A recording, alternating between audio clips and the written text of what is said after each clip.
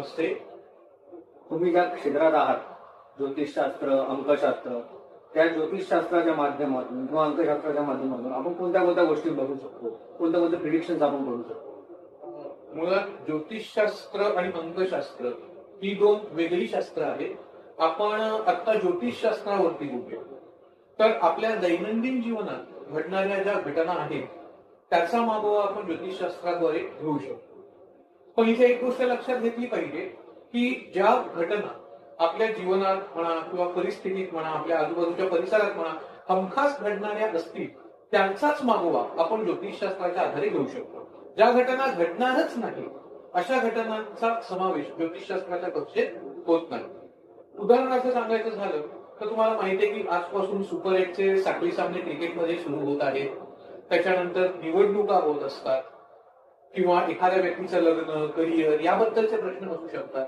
तर अशा ज्या दैनंदिन आयुष्यात घडणाऱ्या घटना आहेत अशा घटनांचा एक मागोवा, एक ढोबळ अंदाज आपण ज्योतिषशास्त्राद्वारे घेऊ शकतो. आता तुम्ही ज्या प्रकारे बोललात की लग्न, कार्य, करिअर, हे निवडणुकांचे रिझल्ट किंवा मॅचचे रिझल्ट, या सगळ्या प्रिडिक्शन्स आपण त्याच्या माध्यमातून किंवा या ज्योतिषशास्त्राच्या माध्यमातून बघू शकतो.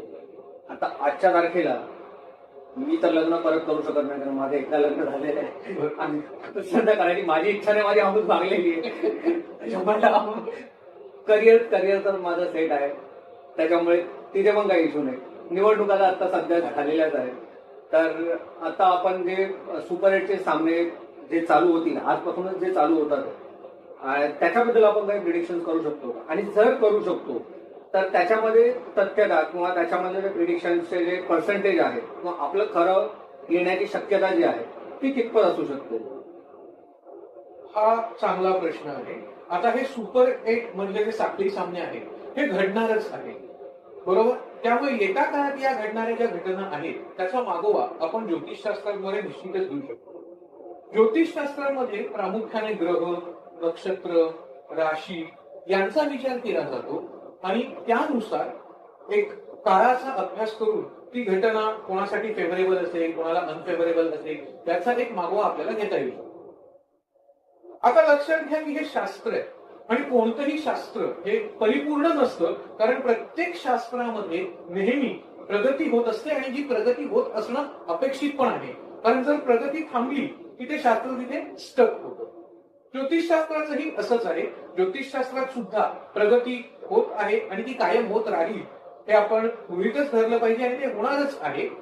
पण आत्ता जे ज्योतिषशास्त्र उपलब्ध आहे किंवा आत्ता जो आपण ज्योतिषशास्त्राचा अभ्यास करतो त्यावरून सुद्धा एखादं आपलं उत्तर बरोबर येण्याची जी शक्यता आहे ती अगदी 80 ते 90% आपण जर चांगला अभ्यास केला, ज्योतिषशास्त्राचे नियम वापरले, ज्योतिषशास्त्राच्या चौकटी वापरल्या तर आपला अंदाज हा 80 ते 90% बरोबर जाऊ शकतो. कारण कोणत्याही शास्त्राला त्याचा स्वतःचा असा एक स्कोप असतो आणि त्याला लिमिटेशन्स पण असतात. मग त्या स्कोपचा विचार करून, लिमिटेशन्सचा विचार करून आपण प्रेडिक्शन दिलं तर आपलं प्रेडिक्शन अगदी 90% सुद्धा ही बहुना त्याहूनही अधिक बरोबर येऊ शकतो. आणि उद्या परत इंडिया साऊथ आफ्रिकाची मॅच आहे, तर आपण त्यासाठी पण उद्या बघूया का, भेटूया एका निश्चितपणे आपण भेटूया. आपण त्याही सामन्याचं आपण प्रेडिक्शन करून घेऊ. धन्यवाद. नमस्कार.